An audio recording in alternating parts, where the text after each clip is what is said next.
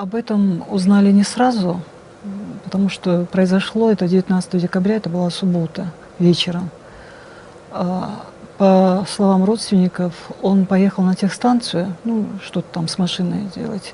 Ему позвонили, спросили, он ли это и где он находится. Он ответил, что да, вот он есть, и он абсолютно не подозревал никаких, так сказать, поводов, не считал, что его там ищет кто-то. Сказал, что он находится там.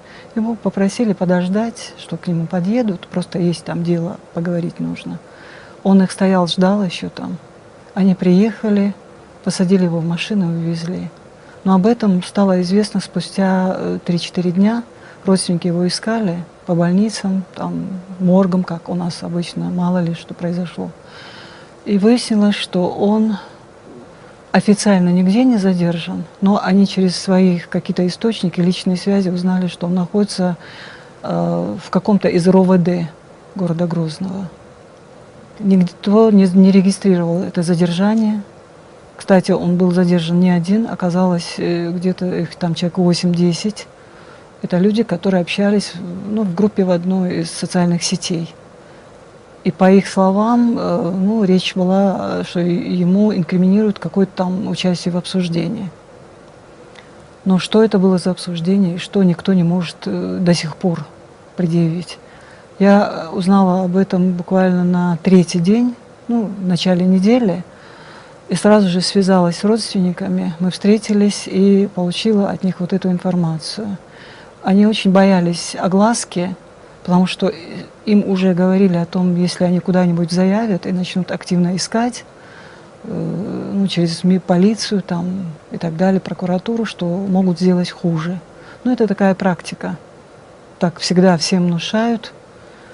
Вот. Но потом мы встретились через день, мы были все время на связи, и один из задержанных вместе с ним был отпущен, и он передал, что он находится в очень тяжелом состоянии. Дело в том, что у Хизира были проблемы со спиной, с позвоночником. Он был избит, и он после этого избиения не мог вообще встать на ноги. Просто он лежал. И, конечно, они были очень напуганы, люди были в отчаянии. Дело в том, что у него просто нет родителей, нет брата, он один и 2 сестры.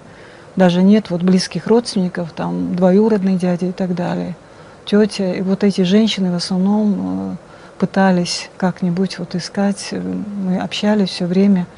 Честно говоря, в моей практике были эти вещи, и я знала, что время просто уходит.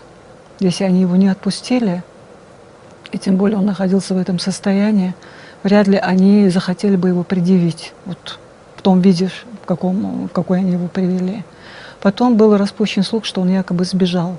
Представляете, человек, который просто не может ходить, якобы сбежал. Ну, я там разговаривала с людьми из мемориала, мы все время просто вместе какие-то эти вещи обсуждаем. И версия, конечно, сразу была, они что-то с ним сделали, потому что это было очень выгодно им сказать, что он сбежал. Ну и, к сожалению, наши худшие, так сказать, предположения сбылись, потому что я позвонила, они уже хотели написать и так далее, но буквально вот следом пришла эта информация, что его уже нашли убитым. Рошничу, это Урус-Мартановский район, это вообще далеко, представляете, в лесу, якобы он упал с обрыва. Ну, это просто ни в какие, как говорится, фантастика просто. Даже если бы он был здоров, это было бы невозможно. А уж тем более человек, который просто... Я его знала немного, и он все время вот ходил как-то, вот поднимал плечи, мне казалось, что он мерзнет. Я его спросила, что ты мерзляк, он сказал, нет, у меня проблемы со спиной. Знаете, у него 4 маленьких детей, старший только в школу пошел. И это человек, ну, знаете, он выпускник этого нефтяного института, потом пришел туда преподавать. Абсолютно человек, ну, понимаете, он не самоубийца, по крайней мере, у него дети. Даже если бы он захотел, там, чисто эмоционально, он абсолютно уравновешенный, трезвый человек, который бы отдавал себе отчет, чем это грозит, как минимум, его семье.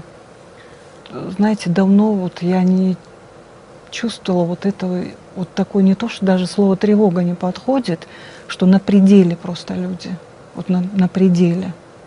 Кто-то разговаривает шепотом, у кого-то просто это, вот уже все силы, эмоции уже там, знаете, они выходят наружу. И, кстати, вот на похоронах Хизира было очень много людей. Пришло очень много даже незнакомых с этой семьей людей. Потому что каждый примерил это на себя, что вот ты завтра это может с тобой быть, даже не завтра, а сегодня, без всякой причины. Я вообще это понимаю как некую акцию устрашения. Вообще вот то, что происходит. До этого вот с этой Инаевой Айшат, до этого там мальчика этот, которого там, знаете, заставили петь песни про Путина там и так далее. Тут даже дело не в том, что человека вот убить там, да, вот что-то. Мы за 2 войны много чего видели. То есть как бы не смерть страшна. Оказывается, и к ней люди привыкают. Страшно, что людей унижают публично, оскорбляют, ломают просто на глазах. Так сказать, вот целые экзекуции там через средства массовой информации устанавливают. И это делается с таким цинизмом и с таким лицемерием. Все это прикрывается какими-нибудь там сказками, религией, традициями, обычаями, которые вообще там абсолютно параллельны. Вот это ужасно, конечно.